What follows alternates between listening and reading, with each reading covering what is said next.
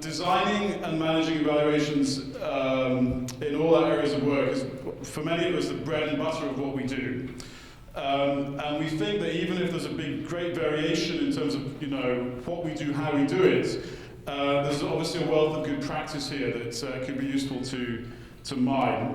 Particularly, of course, for the benefit of some of the smaller evaluation entities that don't have the benefit of big offices and a range of experience and expertise as some of our colleagues do.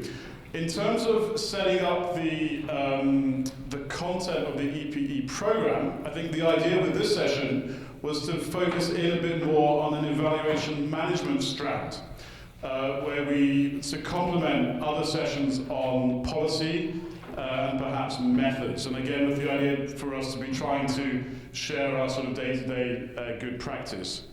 And we also thought it could be relevant as a group to explore whether there's space for future work around this within UNEG. If you look at some of the UNEG products and outputs that are on the site and that we've all been involved in over the last few years, there's certainly specific guidance under this broader topic of management. We have stuff on methods, on impact evaluation, for example, on normative aspects, human rights and gender. We have specific tools on parts of the evaluation management process, guidance on TORs, inception reports, evaluation reports, but we don't see anything that brings it all together systematically as a sort of central resource following the evaluation management cycle. So, because of the breadth of the topic, we realize it's a very big topic. We wanted to focus in particularly on thematic evaluations. We used the OECD DAC definition from 2002, assessment of a selection of development interventions, all of which address a specific development priority cutting across countries, regions, and sectors. And we think this is particularly interesting for us to explore here because these are often the most challenging to design and manage for these reasons of scale and complexity. So as you will see here, the four parts of the evaluation management cycle we want to focus in on is first of all setting up the implementation and the management and the governance structures. Then looking a bit more at evaluation design itself, the approach and the methods. Then we go more into a focus on data collection, analysis, synthesis, aggregation, which is something that I guess we all deal with as we transform raw inputs into evaluations in terms of data from different lines of evidence into synthesized evaluation findings. And then lastly, good practice in disseminating evaluation findings with utilization in mind. So that's a bit the frame that we want to use to try and make meaningful use of this 1.5 hour session for what is actually quite a big topic. So I think, as I said, we will now have 2 presentations. We'll then move into group work, and then we'll all come back into plenary. We have our facilitators of the group work. We also asked that there be a volunteer from each group to be rapporteur to help in bringing back some of the examples, some of the variation in challenges and innovations that we find. In the discussions, we ask you to try and focus in on, as far as possible, concrete examples of some of the issues that we're raising.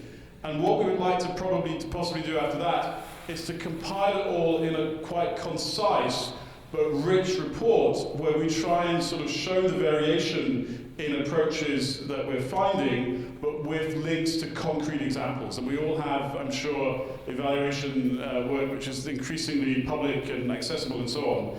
And that's what we would like to do. So I think at this stage, can I hand over to Inga, who's going to start by giving an example of a thematic evaluation from UN Women and focusing a bit on innovations and challenges from across these various stages. Thank you very much, Andrew, for this introduction. So when I think about innovation, I can relate best maybe to 2 things. So first, that innovations is usually things what we know, but they are put together in a new context. And second, that exploration is the engine of any innovation.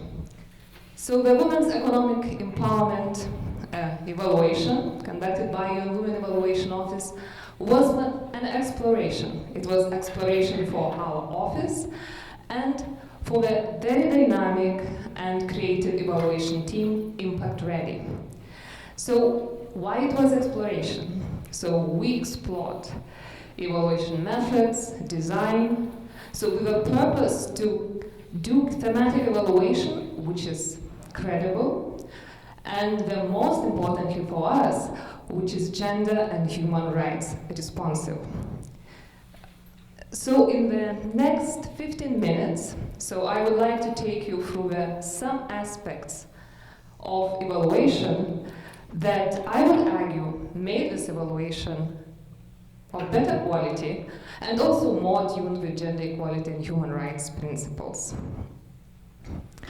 Just to give you some context.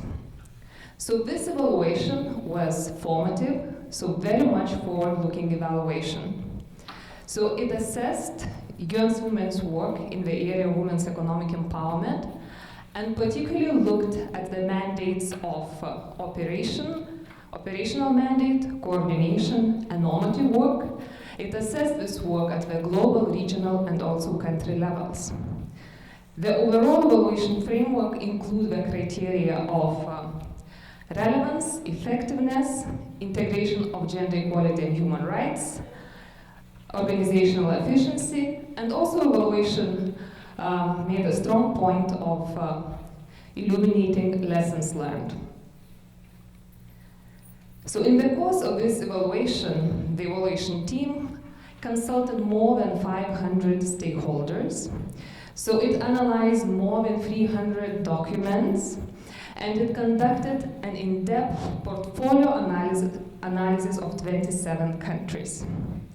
So in addition, they also conducted 5 country case studies and 1 HQ case study. So if we think about management of this evaluation, I think, first of all, I should mention that this evaluation benefited from quite extensive preparatory stage. So that means that our evaluation office went into this evaluation well prepared. So we conducted our portfolio analysis of this particular strategic area of women's economic empowerment. So we developed a well-consulted terms of reference, so with well-defined evaluation questions. So, however, even the terms of reference were, quite elaborate. So it also provided possibility and invitation actually for methodological innovation from the teams who applied for our request of proposals. Also, it was very much hands-on evaluation. So the evaluation management team was very much involved at each stage of evaluation, starting from inception report to interviews and even supporting the conduct of country case studies. So if you see, some infographics at this slide, you could see that was an intense process. So overall evaluation from the hire of the team was conducted in 7 months. From our office, at least 5 people were involved in one or another capacity in supporting this evaluation. Overall, evaluation team had 11 people who had a very specific expertise and role in evaluation. Also, what I would like to stress that we strengthened our quality assurance mechanisms.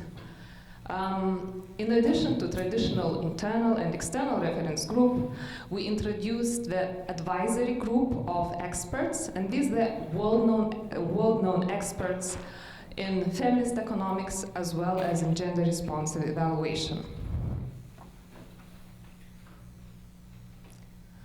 So when I think about the design and methodology, I think the key element for this evaluation was the gender responsiveness. We really wanted to walk the talk and to conduct evaluation that engages with these principles in all evaluation process. And we started very early on thinking about this. First of all, in the terms of reference, we included specific questions under each criteria on the gender equality and human rights. So we also proposed to have a standalone criteria on gender equality and human rights to ensure substantial and full analysis of these issues through the whole report.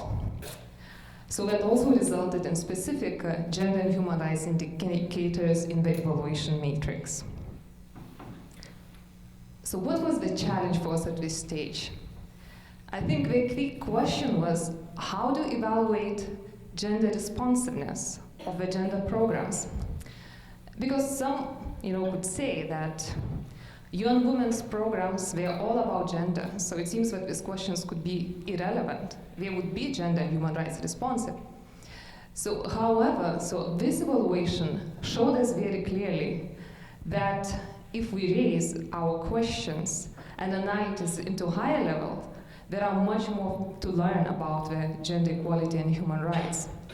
So, and these evaluations, findings of evaluations revealed, particularly looking at the cutting-edge feminist research, feminist economics research, that UN Women could be much more strategic in some of its in interventions and being much more up-to-date.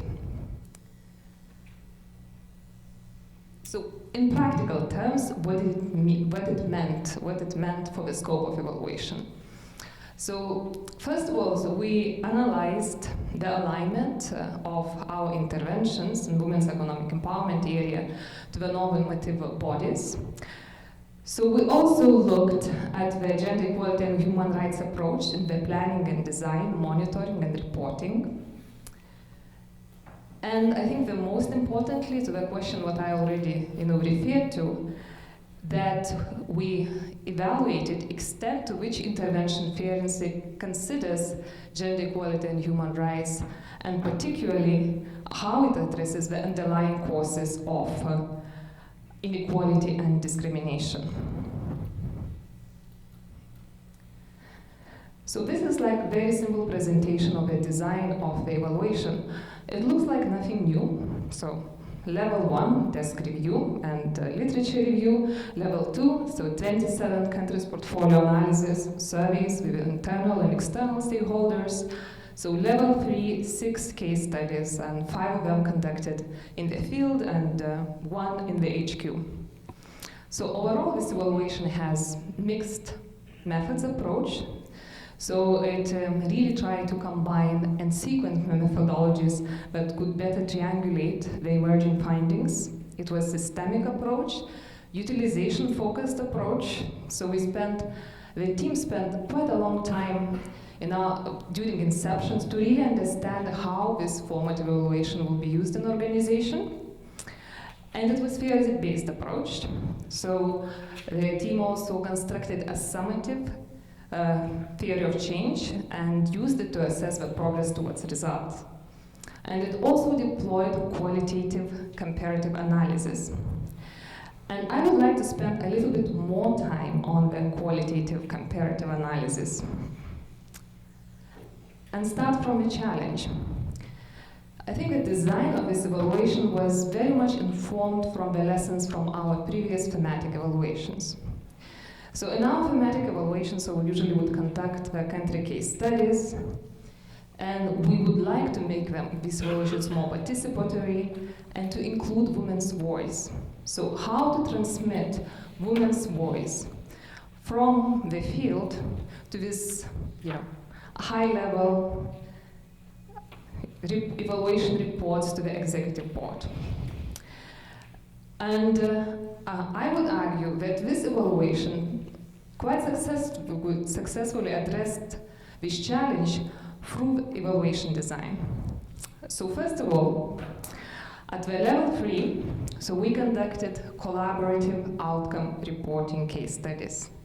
So that explored differences and specific of different cases in very detail at the country level. And then the insights from these case studies, they used in analyzing data from 27 in 27 countries in their portfolio analysis. So through this logic, so we ensured that some of the insights from the country case studies were picked up and deployed in the 27 country portfolio analysis. And most importantly, in the second level, so we applied so-called fuzzy set evaluation technique that combines both quantitative and qualitative methods. So we analyzed the qualitative insights from country case studies in a quantitative way to ensure their representativeness. So through this methodology, in some sense, we re-established the representativeness of the women's voices, what were expressed in the country case studies. So in this slide, you can see a number of analysis methods what we used in this evaluation. So we don't have time to go through all of this, and I would like to highlight maybe just a few of them, and particularly those what I think were the game changers in this evaluation. So collaborative outcome reporting. So this is technique that is focused on participatory principles. So it involves the stakeholders of evaluation on analyzing, discussing their situation, and also producing a performance story. So the evaluation team at the country level, they acted as facilitators of this process, but evaluation and the final report, so it was constructed together with our key stakeholders. And here I would like to highlight maybe 3 things. So first of all, that this process enabled us to produce in 5 days, together with stakeholders, a validated performance story of young women in the area of women's economic empowerment, in particular country office. So the story was presented and validated by the key stakeholders. It also involved some empowerment principles, that means capacity building, because through the conduct of this evaluation, some of our colleagues from the evaluation office, from country office, and also from civil society, so they acted as co-evaluators and being part of the evaluation team. We also put very strong emphasis and making sure that we go to the communities of women and what we talk to the beneficiaries. So at that stage, the evaluation team collected some significant change stories. So another innovation that we introduced in this evaluation was participatory video evaluation. So we piloted this only in one country case study. It was led by the Insight Share. So this is an organization that specializes in participatory video. So this particular exercise, it lasted for nearly 2 weeks. It involved very intensive training of the community evaluators, and it resulted in the 6 stories of change videos that were selected, that were produced, edited, analyzed by women by women users of the particular services, in that country. So joint information services. So in Moldova. And here I think I would like to raise one of the key challenges that is connected to this very participatory evaluation process. And reflecting together with the team, I think one of the key issues was really to letting it go and trusting participatory process. So that this is what is going on, so it will produce good results and the process will be useful. For instance, I think we observed that the majority of the country case studies, our UN Women country offices, they experience quite a high level of anxiety, particularly at the final day, at the 5th day, when we present the performance story, and then you expose yourself to all your key stakeholders from government, from civil society. So, but at the end, through good facilitation, I think that these scientists were kind of minimal, and overall the offices were extremely happy with the process. So they found it extremely useful, so this engagement and collaborative outcome reporting. I think what was particular takeaway for me as evaluator, particularly from participatory video, is letting it go. Because I myself, as evaluator, most probably I would have selected different stories, I would have asked different questions. So, but I think the key contribution of this participatory video and key learning point for us was that these community evaluators, by the questions and the stories, they uncovered some unintended consequences, outcomes, and also factors that otherwise this evaluation would never captured. So it was also kind of very interesting triangulation with other insights from this evaluation. So finally, another innovation. So fuzzy sets, qualitative comparative analysis.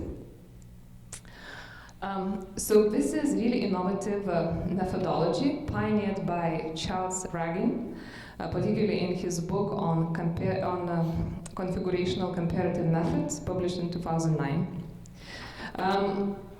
As I tried to explain a little bit earlier, this particular technique was particularly useful for us to make some of the qualitative inputs,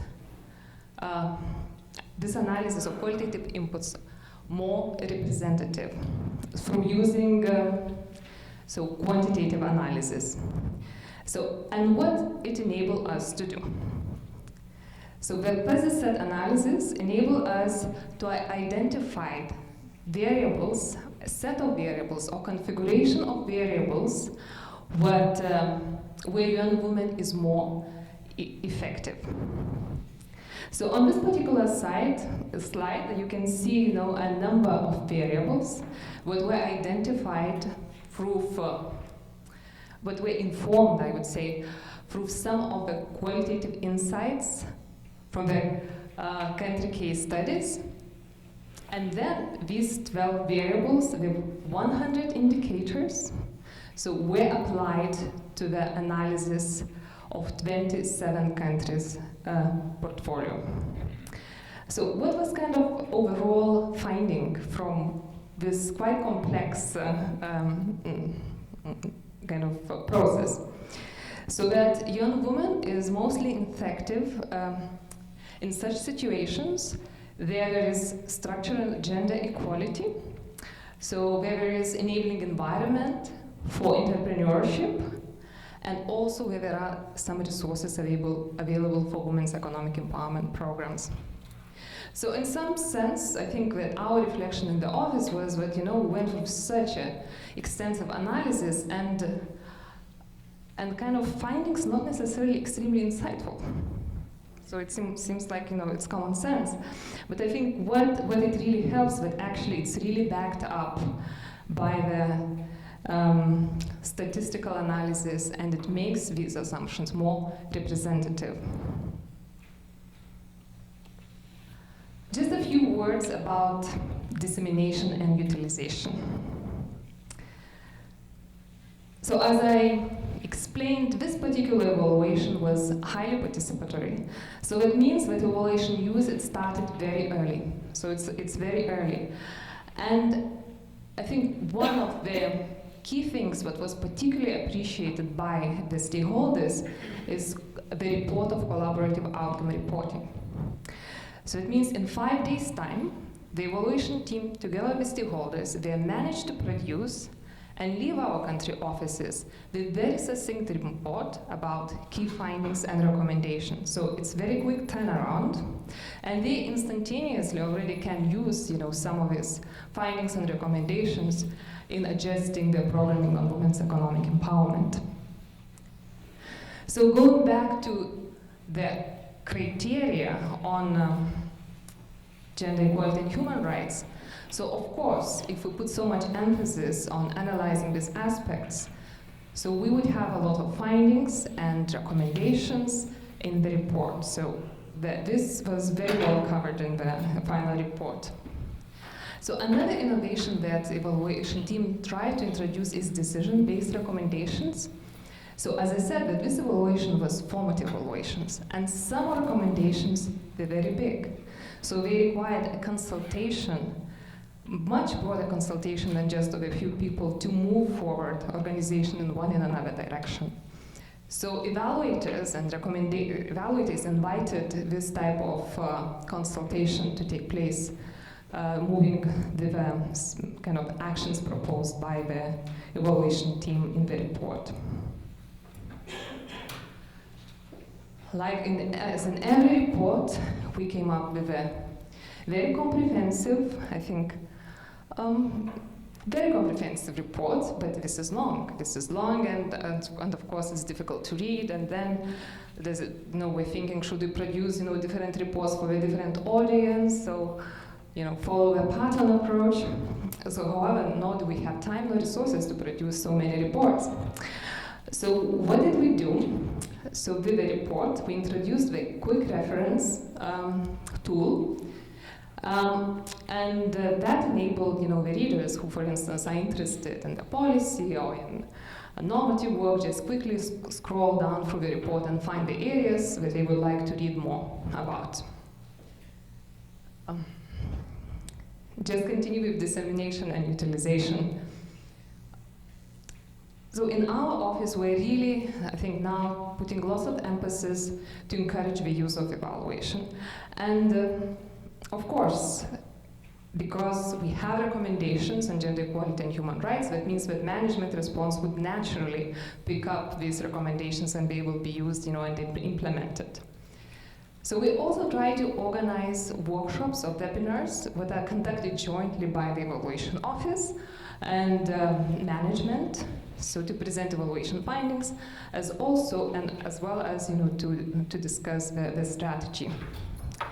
And this is something new that we are working on at the moment. So Florencia is leading that initiative.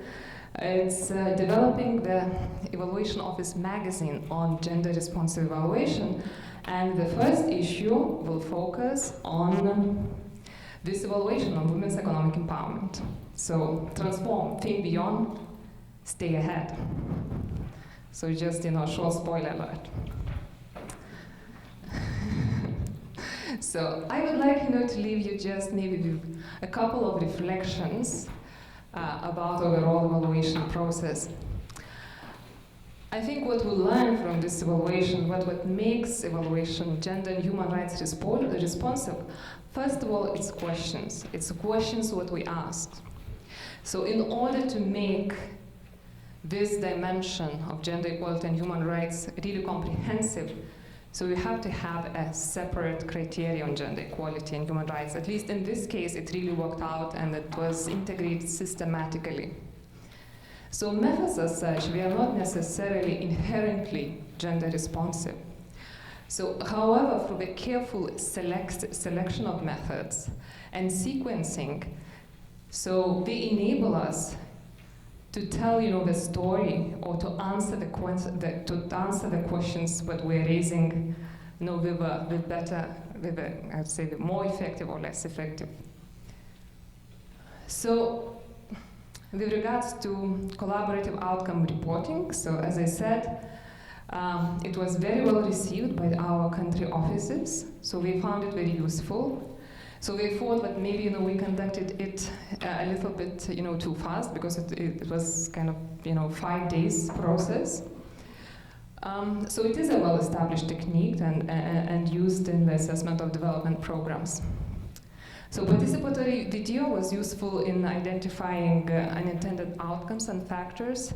And finally, the qualitative comparative analysis was also very powerful methodology to address, particularly to analyze these very complex programs as, for instance, women's economic empowerment programs.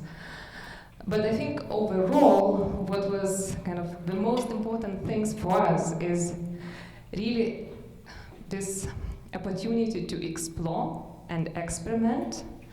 So, and I believe that if we really want to advance our kind of methodological base in UN, so we really have to allow ourselves this space to try new things and see, how it's working. So thank you very much. This is a very different focus. It was a portfolio review of UNCDF's inclusive finance portfolio over 2012-2013.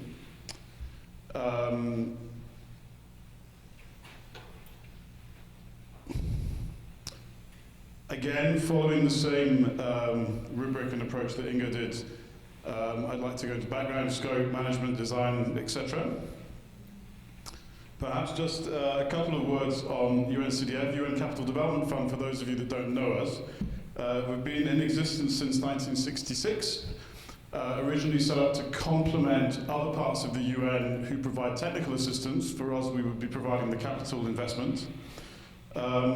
The countries we work in, most and foremost, the LDCs. We're the only agency with an exclusive mandate in the LDCs.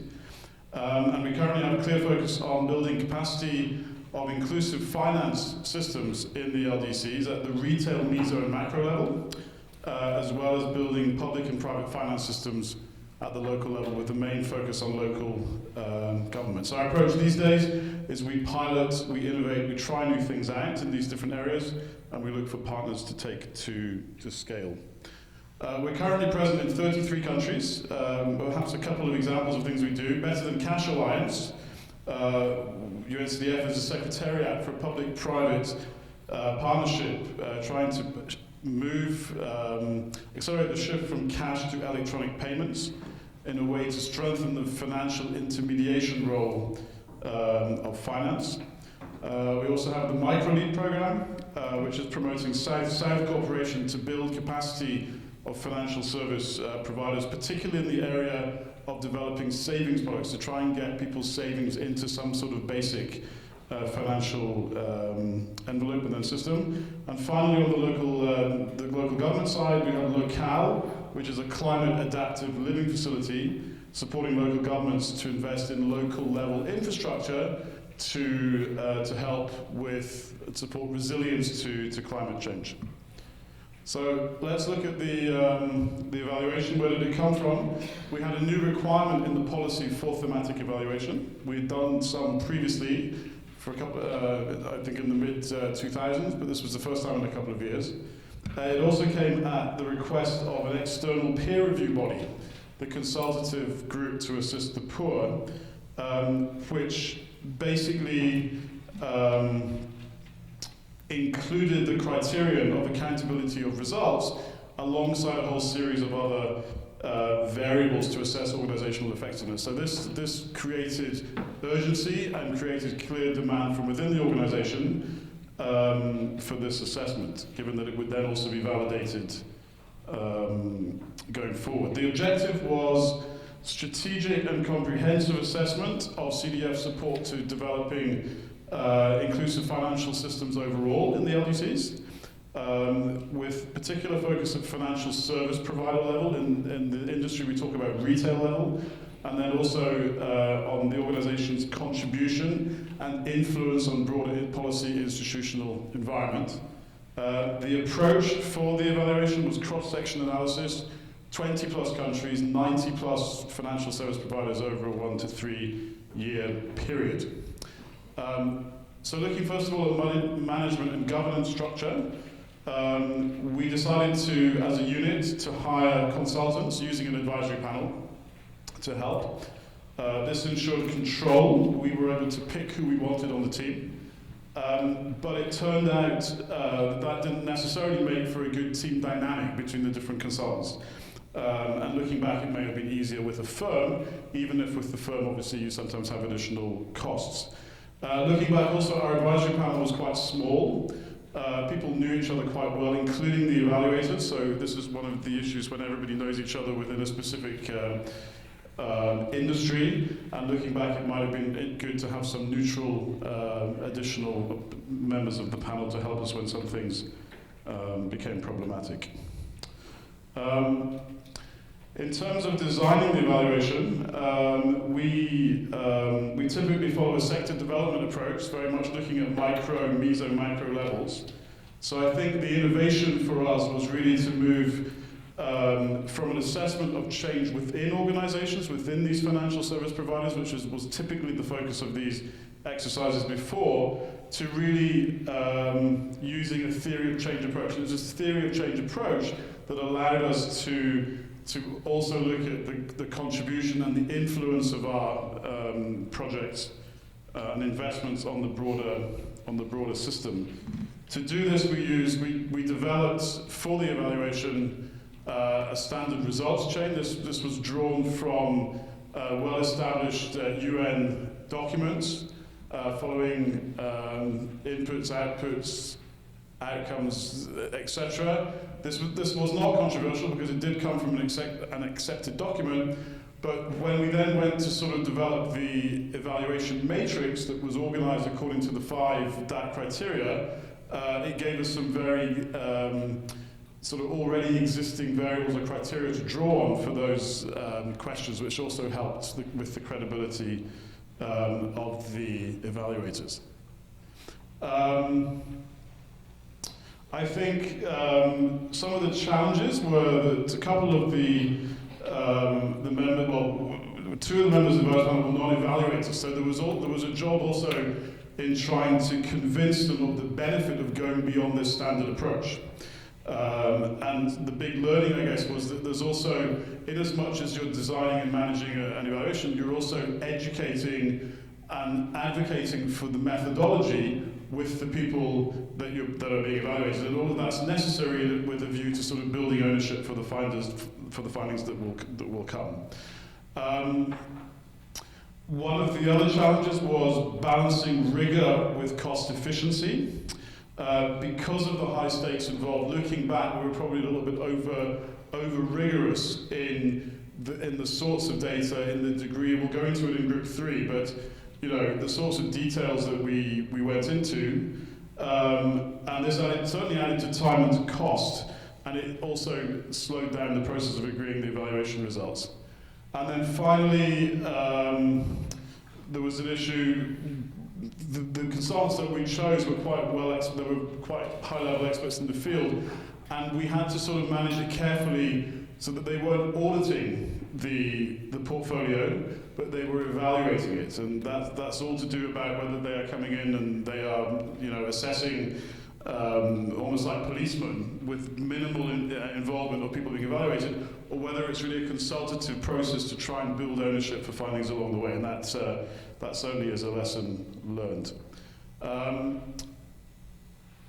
On the data gathering and the synthesis, again, looking back, I think the theory of change evaluation matrix approach definitely helped for easier organizing and transformation of a massive amount of data into overall evaluation findings. We had a rich array of qualitative and quantitative data, clear research protocols, etc. And then pretty standard, but for us, our evaluations previously probably would have been much more on the country phase, and because of the size of the universe of the portfolio, there was much more focused on the desk review first, with the country visits then coming in to validate and further explore. And that was also, for us, pretty innovative.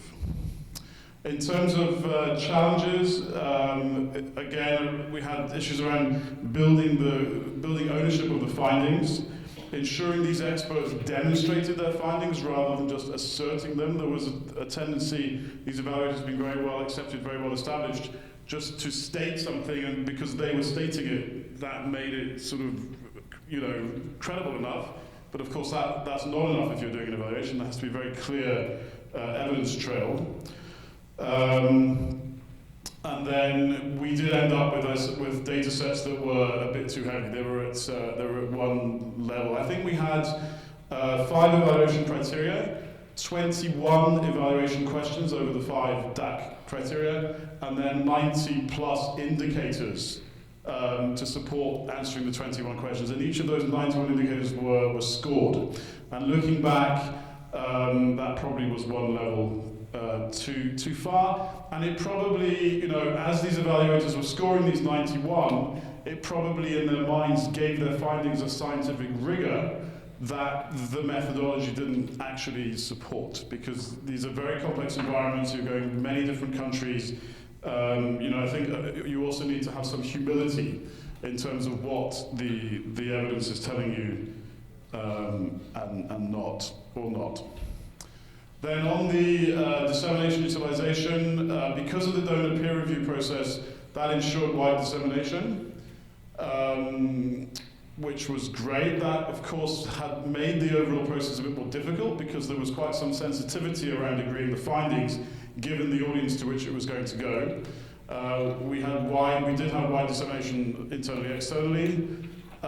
We ended up with a very strong management response process. We had something like 20 recommendations at different levels, with 50 key actions committed to by management as a result. Most of those have since been implemented. So the lesson there has been, even if it was quite difficult coming to a final report, once we got there and once the people being evaluated were satisfied, they did take the recommendations seriously, and I think we can point to quite serious change as a result.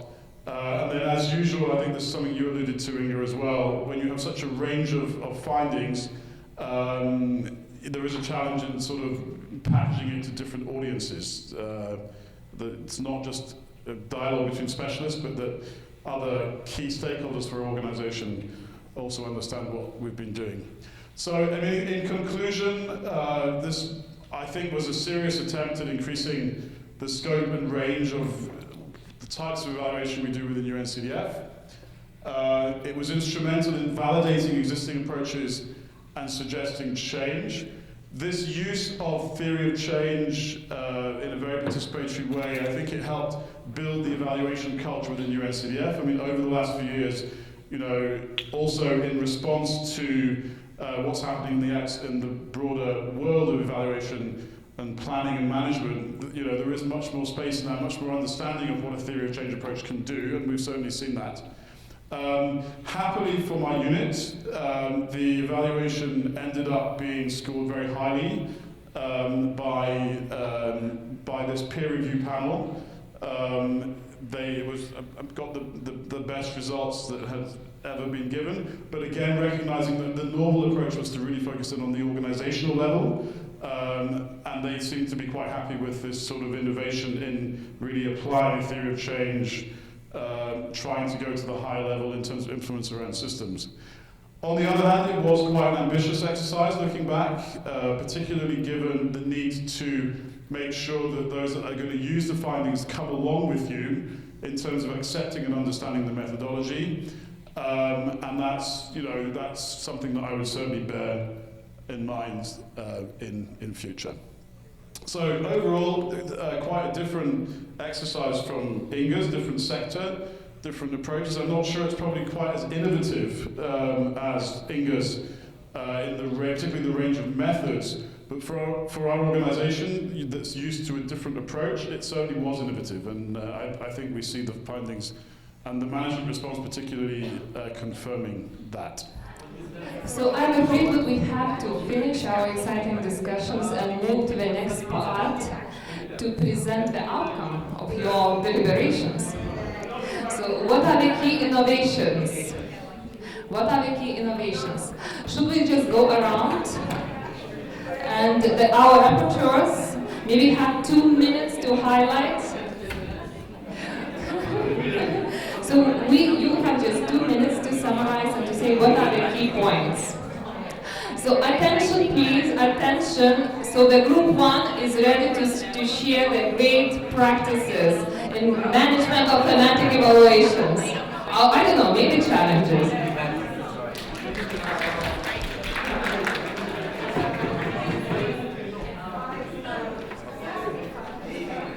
Okay. I see it's not fair. Group 3 is having more time. Only kidding. Yeah. So the conclusion of our debated that this is impossible to do. Only kidding. No, basically, we discussed various elements. So clearly, it is important that you get the things right from the very beginning in terms of how you select and how you compose the theme for the exercise.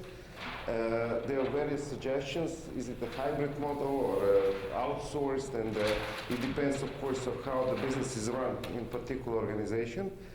Then we also talked about, what did we talk about? Yeah. I'm getting a little bit tired of this EPE thing, right?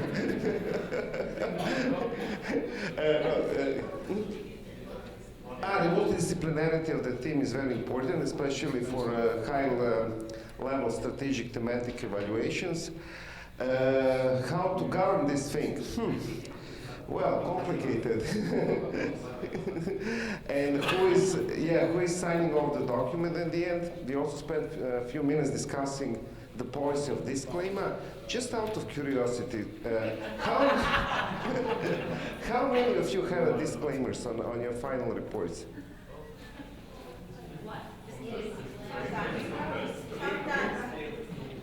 In you have one too.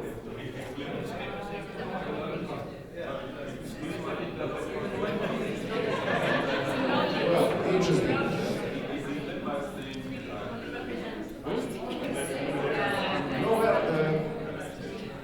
Not the content, no, okay.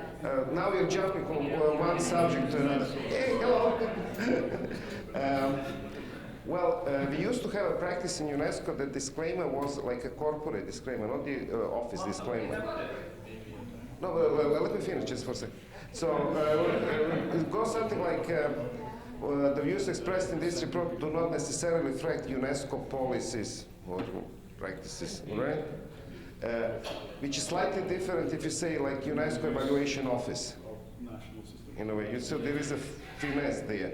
But then the Oversight Advisory Committee requested from us to remove it. So we no longer have disclaimers. So basically they say, well, it's your report, especially the corporate ones, you know, the big ones, and here you go. You know, you have to take the full responsibility for it. So I just out of curiosity, I wanted to see. Anyway, what do I have for conclusions? What is one? I already said that. Whisper.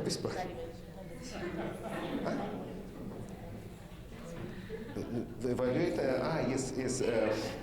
Yeah, there was also an important point that you need to reach a proper balance between particular evaluation expertise versus the sector expertise, right? So, yeah,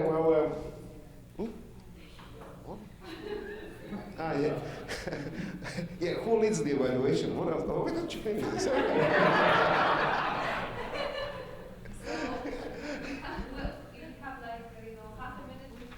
Well, I'm wrapping it up, so what can I say? It's all wrapped up by itself.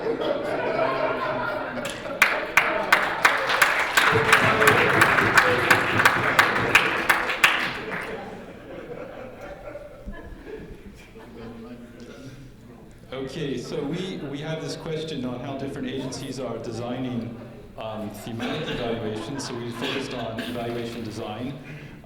We talked about some interesting innovations from different evaluations, one from FAO in terms of judgmental mapping, in terms of matching rather, not mapping, matching, in terms of what to do when you don't have a comparative group and how do you really find the best fit and so forth.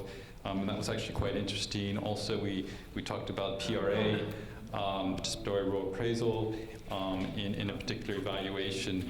And then Inga, we were really interested, of course, in this configurational comparative methods that she presented earlier this afternoon, and we went into a little bit more detail on that. So that was actually quite interesting, and we're obviously interested in learning more about it by going to the resource.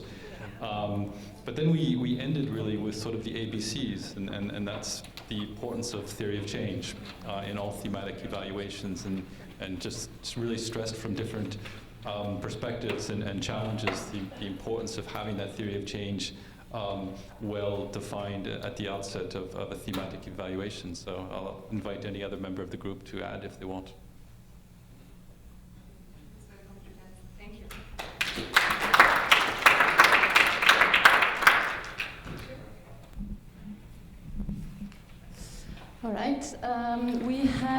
discuss data analysis and synthesis. We went through several discussions. We tried to summarize briefly. So we basically tackled 3 different aspects of data collection. So data collection and mapping itself, data analysis, and data aggregation. So the first question, the first problem that we face is obviously understanding which data are available and agree on what's the framework we're going to use, whether it's sectoral data, organizational, or individual. So basically this is connected with the evaluation question that you have in your evaluation, and this is kind of interconnection because you need to understand which question you have and see which are the data that are going to answer those questions. So it's a kind of loop mechanism from data available to evaluation questions and the other way around. So in terms of collection of data, so we discussed both secondary and primary, and with secondary, obviously quantitative and qualitative data. And for primary data collection as well for quantitative and qualitative. So on the primary quantitative, so the main issue is obviously that it's expensive, time-consuming, and so often not feasible. So the idea, the solution is obviously to use existing self-reported data, but the problem is that because they're self-reported, there are issues with reliability and trust. On the primary qualitative, so these are basically, we discussed and we kind of agreed that these are the main source of the evaluation findings. In terms of secondary data collection, quantitative secondary, so we discussed basically to try to use more of national data that are existing in the country, for instance, census or household surveys, and for qualitative secondary data collection to use well-known techniques like qualitative comparison result. Approach, yeah, and also to use case studies.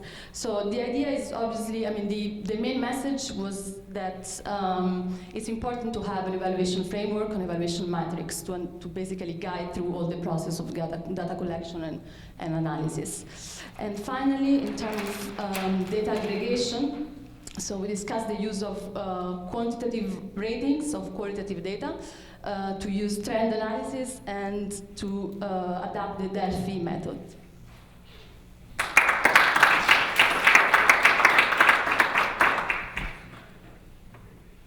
have a question. Was Andrew part of your group? Yeah. You always over-deliver.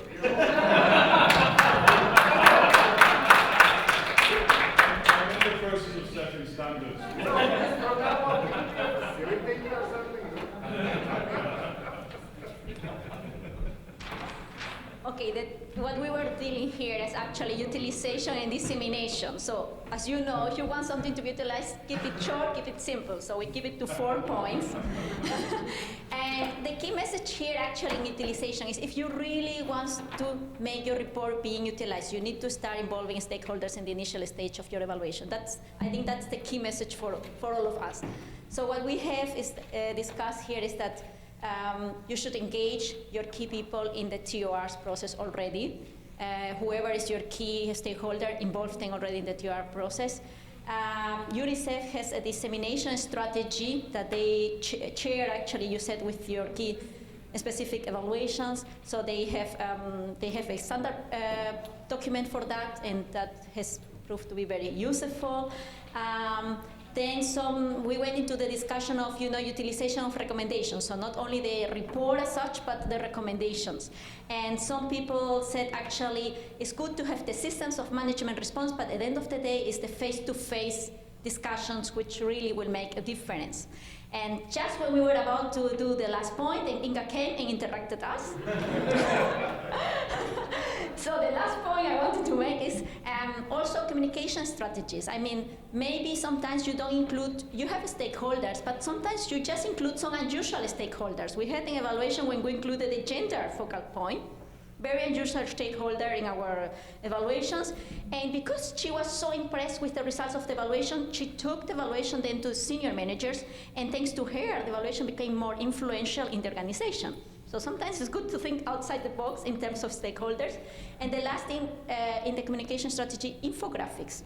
We have started using a lot infographics for the management because they don't read the whole reports. They don't care about the whole report sometimes. So infographics might be also a tool to start utilizing more evaluations. So that's it.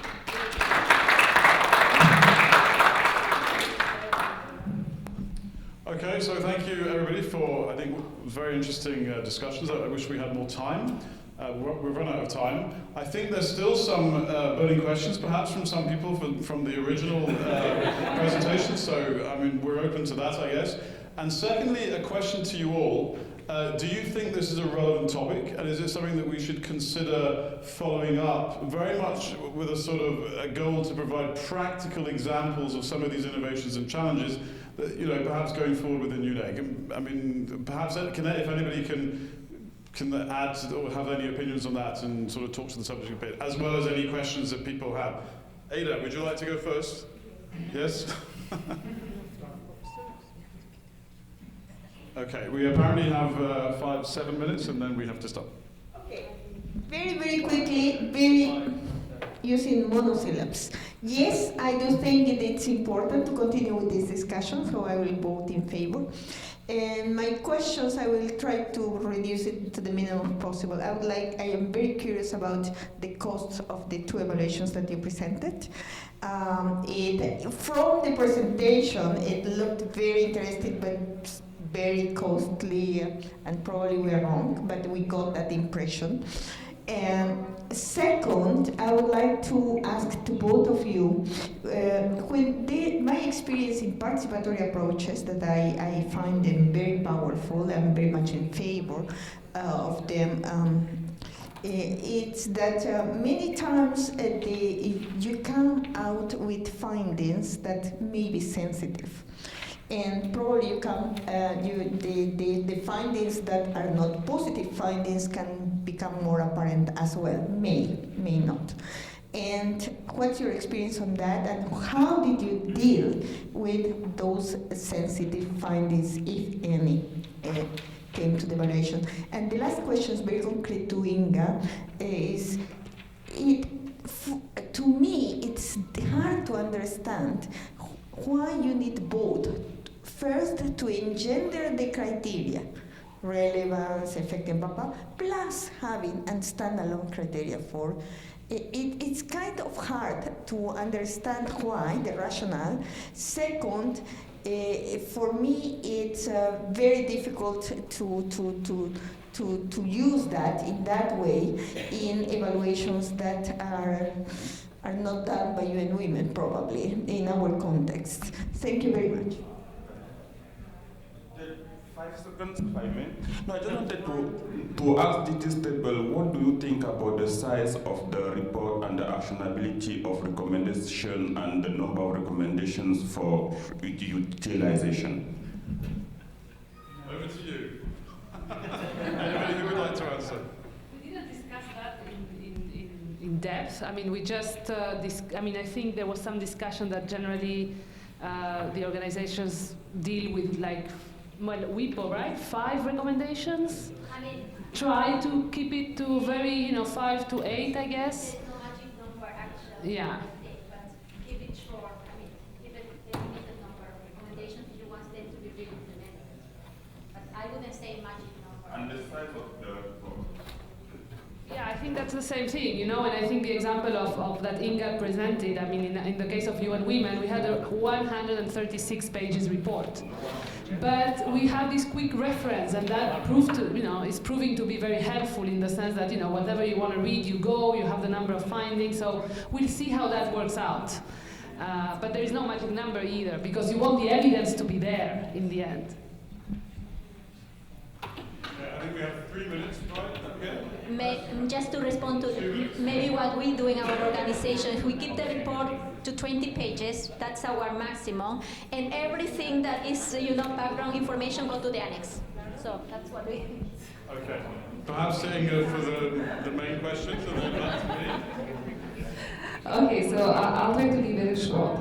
About the cost, okay, I'll be very straightforward. So this particular evaluation was around 350, a little bit more than 350,000. So, but of course, there was another cost, the cost of staff being able to be involved in the participatory processes. So there are other costs associated with that, and we should be very conscious about when we engage in participatory processes. In terms of the sensitive findings, so what I didn't discuss in detail that we had a quite kind of high level of ethical process. For instance, on all the meetings with our key stakeholders, so we had an opportunity. So they gave us permission to use their insights. So it was basically evaluation team. They presented them with the cards, and if they agreed that their particular insights could be used by evaluation team, they showed the card, one side of the card, or otherwise they didn't show the card, at all. And we also encourage them, if they thought that there are any sensitive issues that they wouldn't like to discuss in the big group, but they could come to the evaluation team to address them after the meeting. So some of these type of issues. So, but in terms, but there would be like the huge, kind of extremely sensitive issues. I think in these evaluations there were maybe just a couple, and then they are reported more directly to the evaluation team rather than shared in overall stakeholder meeting. In terms of engendering. So thank you for challenging this, but I will challenge you back. Because first of all, I wouldn't say that to engender criteria and to have a specific criteria for evaluations that are not gender responsive, it would be even more effective. First of all, as I tried to explain, engendering evaluation criteria, that meaning asking specific questions related to effectiveness, efficiency from gender equality and human rights perspective. So this goes through all analysis. It's included in the kind of in overall matrix. So, but having it as a particular area, so for instance, how we structured that report, we had a particular area, I don't know, 4 or 5 pages or more than that, and particular findings what focused on gender equality and human rights. So what had very substantial coverage. So in previous evaluations, for instance, we tried only in gender criteria, and somehow these gender messages were lost. So, but when you have questions and you have, the criteria, it enables you to create a space, very substantial spaces in the reports where these issues could be analyzed. So, but of course, again, it depends on the kind of use of your evaluation. So briefly on this. Thanks, Inga. I'll also be very brief. On cost, it was around 300,000. If we did it again, we could have probably done it for 230,000 around. But that's linked to us probably having been a bit over-rigorous in terms of typically the data collection and analysis, because it was a new approach in trying to build credibility for the findings. Around sensitivity, the main sensitivity was around disagreement on scoring and some of the methodological aspects. That relates also to trying to get an understanding from those being evaluated of the way we were doing it, but it also related to us as the commissioner having to do quality work with the evaluators in areas where they overstretched. And this links into the evaluation team sometimes having more an audit, slightly punitive sort of aspect to them rather than a sort of evaluation. So it was a process of negotiation, and we were helped by the advisory panel in that. So we ended up with a product that was acceptable to all, but that did not happen overnight. Anybody else for? Okay, I think so. We'd like to thank you all for